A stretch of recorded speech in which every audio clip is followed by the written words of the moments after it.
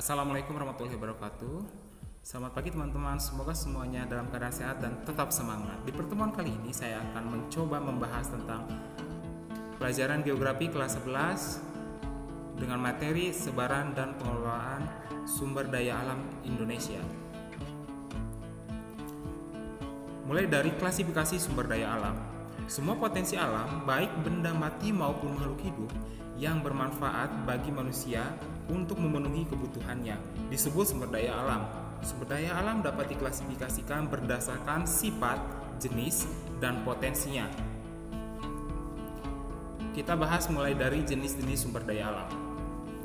Sumber daya alam berdasarkan sifat kelestariannya. Yang pertama, sumber daya alam dapat diperbaharui.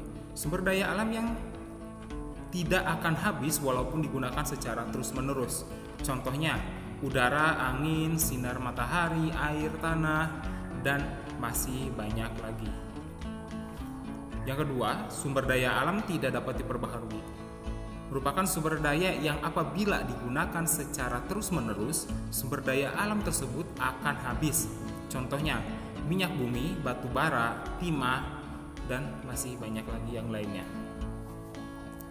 Sumber daya alam berdasarkan jenisnya. Yang pertama, sumber daya alam hayati yang berasal dari makhluk hidup. Sumber daya alam yang berasal dari makhluk hidup ini kemudian dibagi lagi menjadi sumber daya alam hewani yang berasal dari hewan seperti daging sapi dan minyak ikan.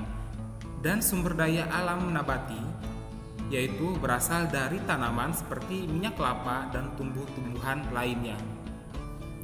Sumber daya alam non-hayati atau abiotik yang berasal dari benda tidak hidup, misalnya udara, sinar matahari, ataupun batuan.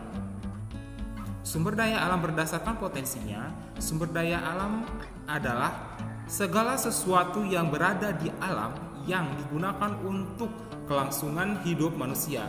Contohnya seperti energi dan materi. Terima kasih sudah menyimak materi di pertemuan kali ini. Semoga bisa bermanfaat. Sampai bertemu di pertemuan selanjutnya. Wassalamualaikum warahmatullahi wabarakatuh.